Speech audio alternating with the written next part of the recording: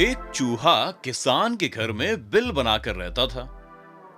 एक दिन चूहे ने देखा कि किसान और उसकी बीवी एक थैली में से कुछ निकाल रहे हैं। चूहे ने सोचा कि शायद कुछ खाने का सामान है। खूब घूर के देखा तो वो एक चूहेदानी थी। खतरा भांप के उसने घर के पीछे जाकर कबूतर को यह बात बताई कि घर में चूहेदानी आ गई है। कबूतर ने मजाक उड़ाते हुए कहा कि मुझे क्या, मुझे कौन सा इसमें फंसना है। मायूस होकर चूहा मुर्गे को यह बात बताने गया। मुर्गे ने भी मजाक उड़ाते हुए कहा, जा भाई, ये मेरा मसला नहीं है। मायूस चूहे ने बकरी को यह बात बताई और वो भी हंस हंस के लोट-पोट होने लगा और चूहे को अपना मसला खुद हल करने की नसीहत करने लगा। उसी रात चूहेदानी में खटाक की आवाज हुई, जिसमें एक जहरीला सांप फंस गया था। अंधेरे में उसको चूहा समझकर किसान की बीवी ने उसे निकाला और सांप ने उसे डस लिया। किसान ने फौरन हकीम को बुलाया और हकीम ने उसे कबूतर का सूप पिलाने का मशवरा दिया। और चंद लम्हों के बाद वही कबूतर हांडिया में पक रहा था। खबर सुनते ही कई रिश्तेदार मिलने आ पहुंचे, जिनके खाने के इंतजाम के लिए मुर्गे को पकाना पड़ा। कुछ दिनों बाद किसान की बीवी मर गई। मरने पर आए लोगों को बकरा परोसने के अलावा कोई चारा नहीं था और चूहा दूर जा चुका था, बहुत दूर। अगली बार अगर आपको कोई अपना मसला बताए और आपको ये लगे कि ये आपका मसला नहीं है, तो इंतजार कीजिए और सोचिए, हम सब खतरे में हैं। समाज का अगर एक तबका या एक शहरी खतरे में है तो पूरा मुल्क खतरे में है।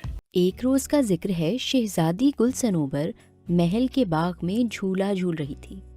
उसकी देखभाल करने वाली कनीजें भी उसके साथ साथ थीं। मलका और बादशाह भी वहीं पर थे और एक तख्त पर बैठे एक दूसरे से बातें कर रहे थे। शहजादी को बाग में झूला झूलना बहुत अच्छा लगता था। वो अपनी कनीजों के साथ रोज शाम को यहाँ आ जाती थी। शहजादी हस्बे मामूल झूला झूल रही थी कि अचानक उसकी नजर एक निहायत खूबसूरत परिंदे पर पड़ी। उसका रंग सुनहरी था और सर पर एक छोटा सा ताज भी था। वो दरख्त पर बैठा उसे ही देख रहा था। उसकी खूबसूरती देखकर शहजादी गुलसनो पर दंग रह गई और झूले से उतरकर उस दरख्त के नजदीक आ गई जिस पर वो खूबसूरत परिंदा बैठा हुआ था। उसने परिंदे से कहा, तुम कितने खूबसूरत परिंदे हो, आओ मेरे पास आओ, मैं तुम्हें खट्टी मीठी रस भरी खिलाऊंगी। उसकी बात सुनकर परिंदे ने कहा, मेरा दिल तो चाह रहा है कि तुम जैसी अच्छी और खुश अखलाक लड़की के साथ कुछ देर बैठकर बातें करूं, खट्टी मीठी रस भरियां खाऊं, मगर मैं तो नगर नगर की सैर करने के लिए निकला हूं, इसलिए चलता हूं। ये कहकर उसने अपने पर फड़फड़ाए और उड़ गया। शहजादी सनोबर को बहुत हैरत हुई कि वो खूबसूरत परिंदा इंसानों की तरह बातें करता था। वो भागकर बादशाह के पास आई और बोली, अब्बा हुजूर, मुझे वो बोलने वाला परिंदा चाहिए, अभी इसी वक्त। तो बादशाह ने कहा, बेटी, मैंने कहानियों में तो सुना है कि परिस्तान में कुछ ऐसे परिंदे भी होते हैं जो इंसानों की तरह बातें करते हैं। वो परिंदा परिस्तान से आया होगा, हो सकता है वो कल फिर आए। अगले रोज शहजादी सनोबर इंतजार ही करती रही, मगर वो परिंदा दोबारा वहां नहीं आया। उसकी फिक्र में शहजादी ने पूरे दिन ना कुछ खाया और ना कुछ पिया। जब रात हुई तो वो बिल्कुल ही नाउमीद हो गई। मलिका ने उसे मुख्तलिफ तरीकों से बहलाने की कोशिश की, मगर उस अजीबो गरीब परिंदे के ख्याल को शहजादी सनोबर के दिल से न निकाल सकी। अपनी चहेती बेटी की उदासी देखकर बादशाह भी परेशान हो गया था। जब 2-3 दिन इसी तरह गुजर गए तो मलिका اور بادشاہ کی تشویش میں اضافہ ہو گیا۔ شہزادی گل صنوبر ان چند روز میں نہایت کمزور ہو گئی تھی۔ انہیں یہ ڈر تھا کہ کہیں وہ بیمار نہ پڑ جائے۔ بادشاہ کے ذہن میں ایک خیال آیا۔ اس نے سوچا کہ وہ شہزادی کے ساتھ پرستان جا کر اس پرندے کو تلاش کر کے اپنے ساتھ لائے تاکہ اسے پا کر وہ خوش ہو جائے۔ یہ بات جب اس نے ملکہ کو بتائی تو وہ بولی، اگر آپ اس سفر پر روانہ ہوئے تو حکومت کون چلائے گا؟ اس پرندے کو تلاش کرتے نہ جانے کتنے دن لگ جائیں۔ اس دوران رعایا کی خبرگیری کون کرے گا؟ آپ ایسا کریں، یہ اعلان کروا دیں کہ جو بھی پرستان سے اس عجیب و غریب پرندے کو لے آئے گا اسے بہت ساری اشرفیاں دی جائیں گی۔ بادشاہ کو ملکہ کی یہ تجویز پسند آئی اور اس نے یہ اعلان کروا دیا۔ ایک روز 2 نوجوان بادشاہ سے ملنے محل آئے اور بادشاہ سے پرستان جانے کی اجازت طلب کی تاکہ وہاں سے اس پرندے کو ڈھونڈ کر لے آئیں۔ بادشاہ نے انہیں اجازت دے دی اور تاکید کی کہ وہ اس پرندے کو لے کر جلد سے جلد آنے کی کوشش کریں، کیونکہ شہزادی گل صنوبر کی حالت دن بدن بگڑتی جا رہی تھی۔ دونوں نوجوان اپنے اپنے گھوڑے پر سوار ہو کر اس پرخطر سفر پر روانہ ہو گئے۔ ان میں سے ایک کا نام شہریار تھا اور وہ ایک لکڑ ہارے کا بیٹا تھا۔ دوسرے نوجوان کا نام سلیم تھا اور اس کا باپ ریشمی کپڑوں کا تاجر تھا۔ سلیم چونکہ ایک دولت مند تاجر کا بیٹا تھا، اس لیے اس میں بہت غرور تھا۔ اس نے شہریار سے کہا، تم جا کر اپنے باپ کے ساتھ جنگل سے لکڑیاں کاٹو، انہیں گدھے پر لاد کر شہر بیچو، تم میرے چکروں میں کہاں پڑ گئے ہو؟ شہریار نے اس کی بات کا برا نہیں منایا، مسکرا کر بولا، لکڑیاں تو میرے ابا کاٹ لیں گے، تم ان کی فکر چھوڑو۔ ہمارے بادشاہ سلامت اور ان کی ملکہ بہت اچھی ہیں، وہ دونوں اپنی رعایا کا بہت خیال رکھتے ہیں۔ ان لوگوں کے اچھے سلوک کی وجہ سے ہمارے ملک میں شیر اور بکری ایک گھاٹ پر پانی پیتے ہیں۔ اپنے بادشاہ سلامت کی وجہ سے ہم لوگ بہت خوشحال ہیں۔ اب اگر ان پر وقت پڑا ہے تو ہمارا بھی فرض ہے کہ ہم ان کی مدد کریں۔ مجھے انعام کا لالچ نہیں ہے، میں تو بس یہ چاہتا ہوں کہ وہ پرندہ جلد سے جلد لا کر بادشاہ سلامت کے حوالے کر دوں تاکہ ان کی بیٹی خوش ہو جائے اور ہمارے بادشاہ اور ملکہ کی فکر دور ہو۔ وہ باتیں کرتے کرتے کافی دور نکل آئے تھے۔ اس وقت وہ ایک میدان میں تھے جس میں کہیں کہیں بڑے درخت بھی نظر آ رہے تھے۔ ایک درخت کے نیچے انہوں نے ایک بوڑھی عورت اور اس کے شوہر کو دیکھا۔ شہریار اور سلیم کو آتا دیکھ کر بوڑھا شخص کھڑا ہو گیا اور انہیں رکنے کا اشارہ کیا۔ او بوڑھے شخص، تیرا دماغ خراب ہے، ہمیں روک رہا ہے۔ سلیم نے نہایت غصے سے کہا اور گھوڑے پر بیٹھے بیٹھے جھک کر ایک ہاتھ سے دھکا دے کر بوڑھے کو ایک طرف ہٹا دیا اور گھوڑا بھگاتا ہوا آگے نکل گیا۔ بیچارہ بوڑھا زمین پر گر پڑا۔ اسے گرتا دیکھ کر اس کی بیوی چیخ چیخ کر دہائیاں دینے لگی۔ یہ دیکھ کر شہریار جلدی سے گھوڑے سے نیچے اترا، بوڑھے کو زمین پر سے اٹھایا اور بولا، محترم بزرگ، چوٹ تو نہیں آئی؟ بوڑھا کراہتا ہوا کھڑا ہو گیا اور بولا، برا ہو اس بدبخت کا، مجھے پہلے پتا ہوتا وہ ایسا ہے، میں کبھی اسے اپنی مدد کے لیے نہ روکتا۔ اسے چھوڑیے، مجھے بتائیے میں آپ کی کیا مدد کر سکتا ہوں؟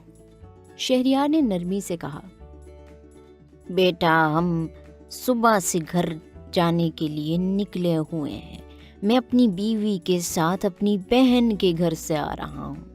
ہمارا گاؤں یہاں سے چند کوس کے فاصلے پر ہے۔ بوڑھے ہیں، چل چل کر بری طرح تھک گئے ہیں، بھوک سے برا حال ہے۔ گھر پہنچیں تو کھانا کھائیں، آرام کریں۔ تمہارے پاس گھوڑا موجود ہے، مہربانی ہوگی اگر ہمارے گاؤں تک ہمیں پہنچا دو۔ شہریار نے دونوں کو گھوڑے پر سوار کرایا اور خود گھوڑے کی باگ پکڑ کر تیز تیز قدموں سے ان کے گاؤں کی سمت روانہ ہو گیا۔ दोनों मियाँ बीवी उसे दुआएं दे रहे थे। शाम होते ही वो एक गांव में पहुंच गए। उसी गांव में उन बूढ़े मियाँ बीवी का घर था। घर पहुंचकर बूढ़े और उसकी बीवी ने बड़े इसरार से शहरियार को इस बात पर आमादा कर लिया कि वो अगले रोज तक उनके घर में ठहरे, क्योंकि रात सर पर थी। शहरियार ने उनकी बात मान ली।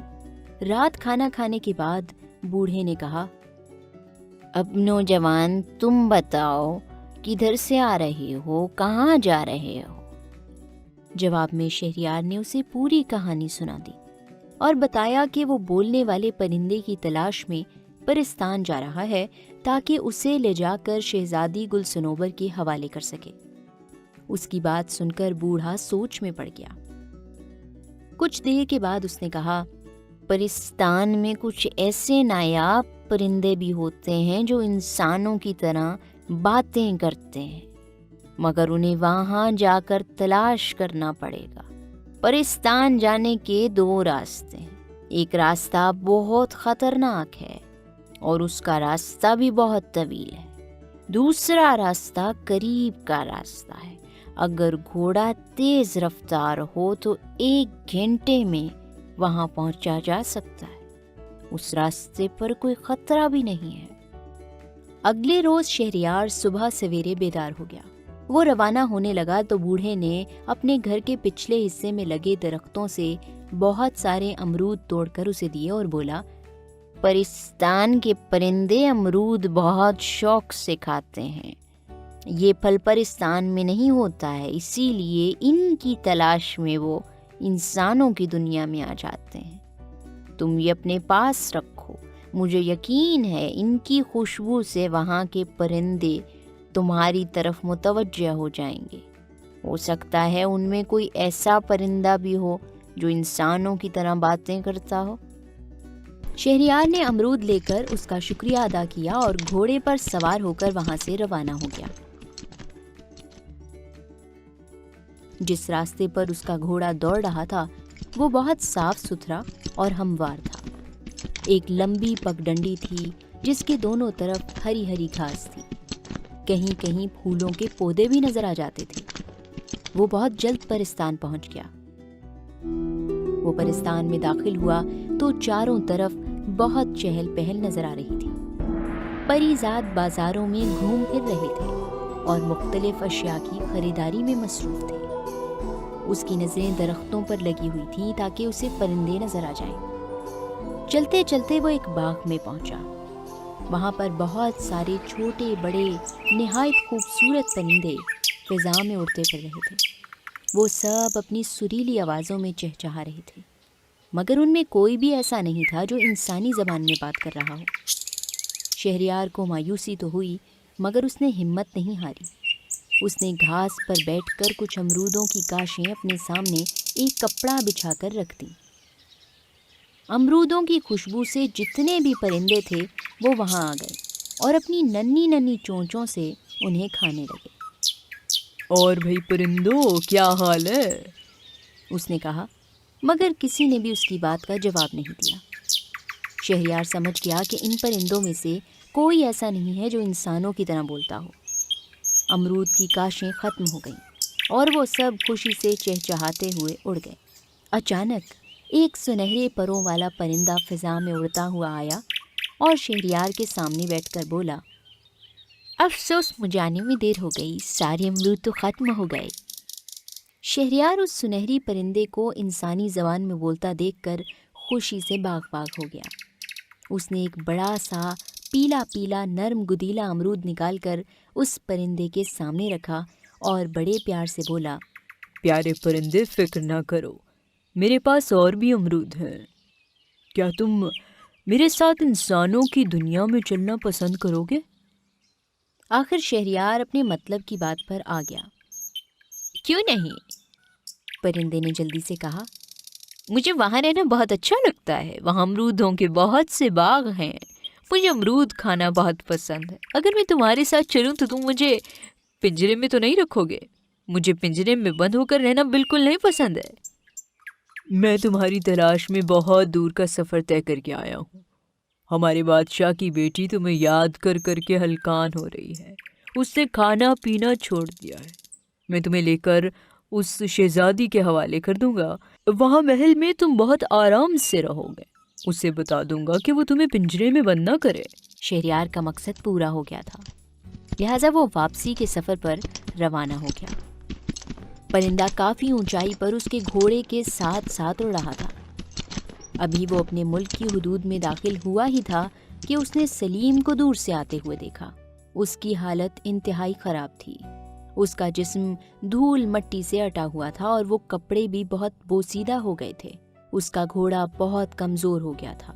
शहरयार समझ गया कि परिस्तान जाने के लिए सलीम उस पुरखतर रास्ते पर निकल गया होगा जिसके बारे में बूढ़े ने उसे बताया था।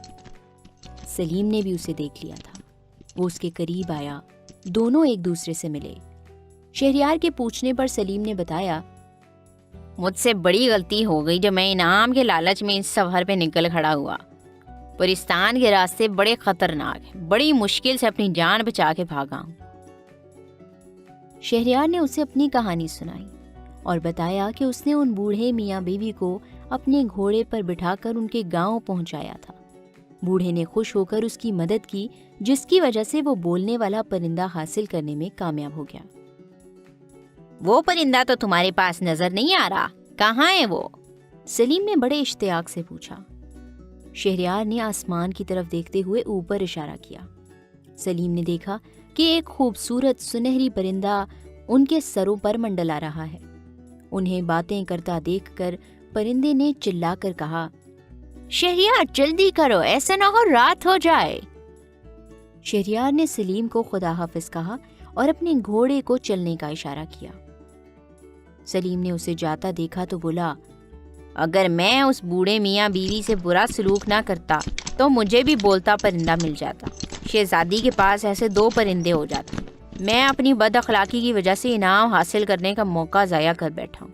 शहरयार महल पहुंचा तो सुनहरी परिंदे को देखकर शहजादी गुलसनोबर खुश हो गई। परिंदा भी बहुत जल्द मानूस हो गया। शहजादी जहां भी जाती वो उसके पीछे पीछे होता।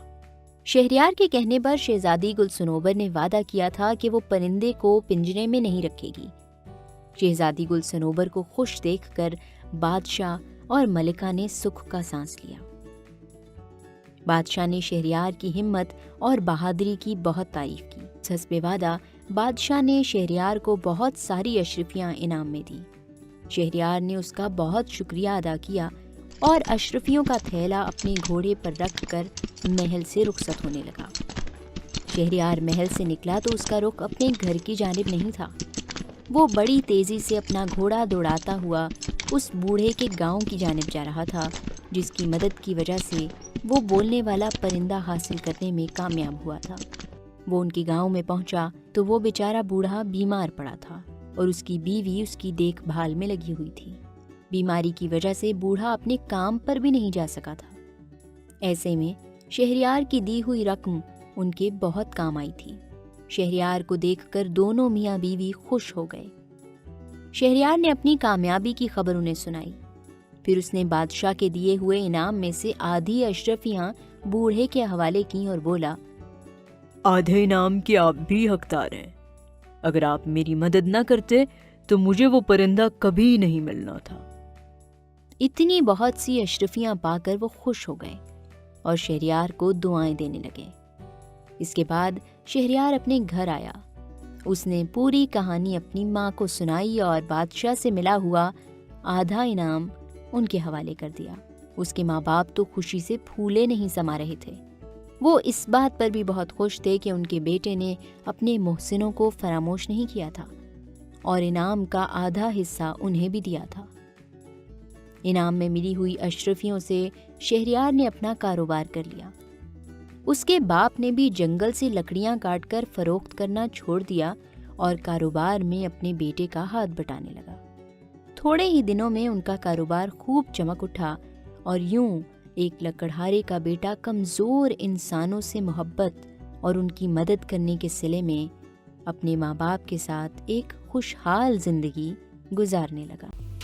अगर आपको ये कहानी वाकई में अच्छी लगी हो तो इसे लाइक और शेयर कीजिए अपने दोस्तों और फैमिली के साथ, और सब्सक्राइब करना तो बिल्कुल मत भूलिए।